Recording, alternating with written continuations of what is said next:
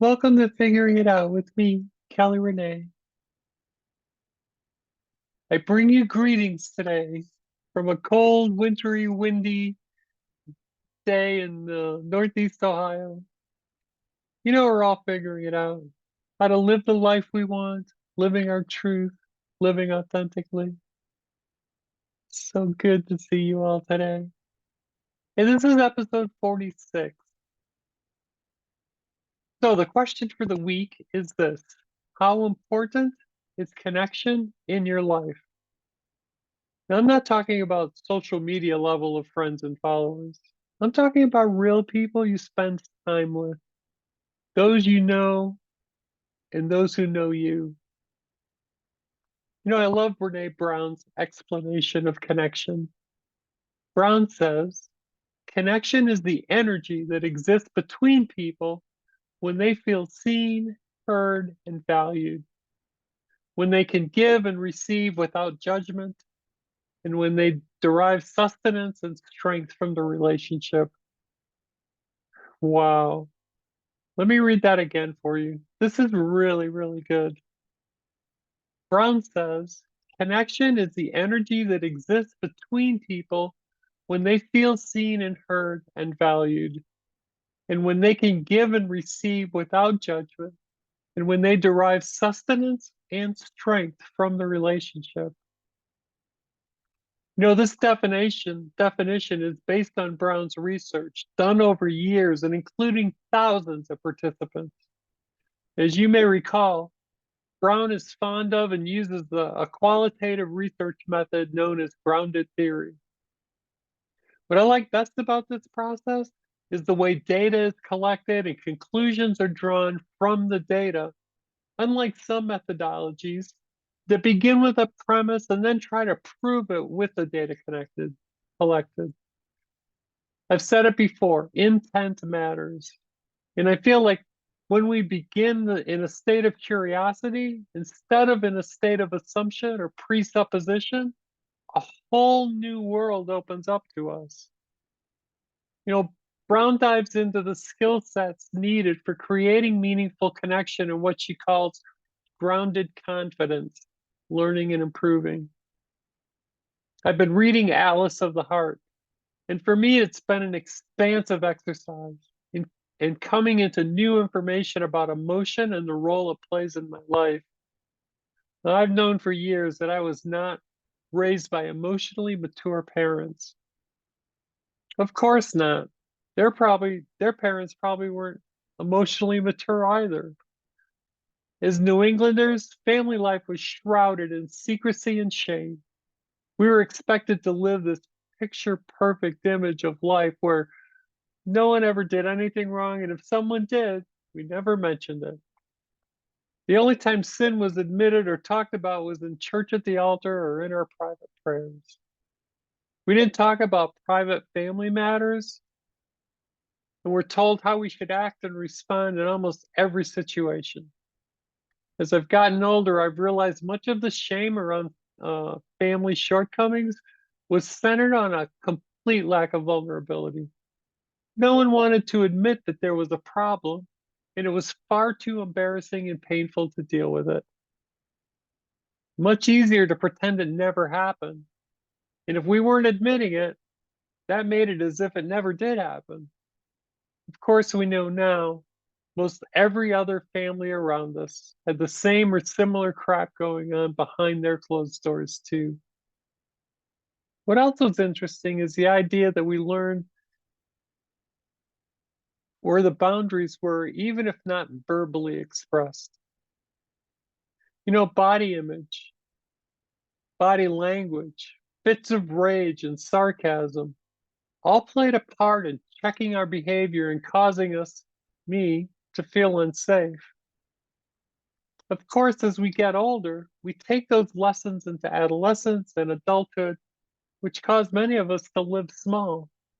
We question ourselves and lose courage rather than living authentically.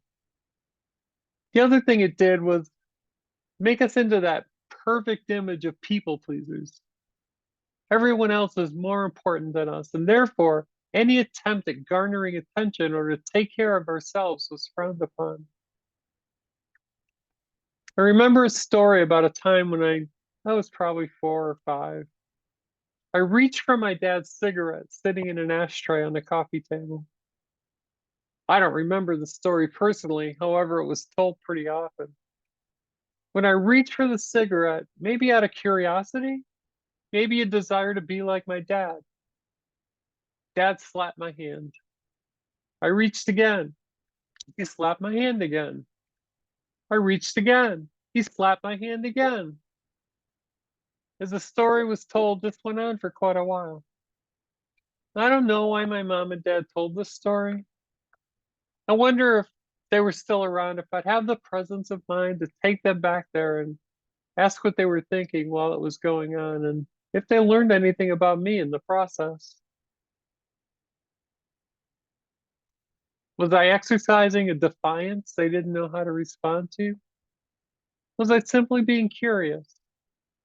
Was I exercising my desire to be like Dad? It wasn't worth the pain. I wish I knew.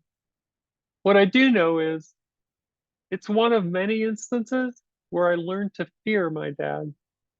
Regardless of his intent, this and other examples made me want to leave home and make my own choices. Becoming independent and self-sufficient was a message I ultimately took away. It also made relationships that much more difficult. Who was safe? Who could I trust? The answer was a resounding no one. How about you? When we look at connection the way Brown talked about it, how does it feel? Do you see yourself in connection with your family, friends, coworkers based on this kind of definition? I can only hope so. Using this definition of connection has caused me to re-examine some relationships in my own life. It's caused me to think about boundaries and in some cases, removing people from my life altogether. Relationships ebb and flow as we go through life. It's no secret. I'm often sad when I see things changing and relationships coming to an end. As we change and grow, it makes sense, doesn't it? I'm still learning. I'm still learning. I'm learning what it means to feel seen and heard and valued, and giving and receiving without judgment. I still find myself being self-deprecated when I receive a compliment instead of simply accepting the compliment with gratitude. Maybe I'll get there someday. Who knows?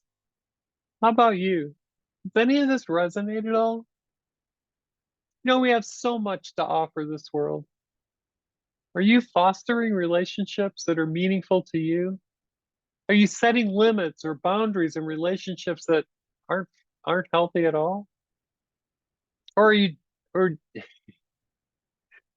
or are you trying to ignore the discomfort and hoping it'll just go away someday? I think about radical self-acceptance and how important it is to our frame of mind and our future.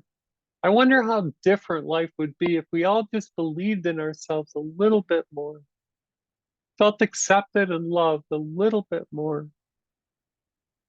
And most of all, how life would change if we gave ourselves just a little more grace. Hit me up, DM me or message me your thoughts. I'd love to chat with you about it. And if I can help you reach your goals and move into a place of radical self-acceptance, I would love to work with you. My figuring it out coaching experience might be just the thing to jumpstart your new year. Are you ready? Let's go. Set up a console. Let's get started. Hey, I love y'all.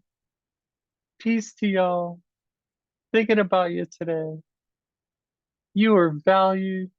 You are loved. You are oh so precious. And remember, life's too short. Be kind. Do good. Let's talk soon.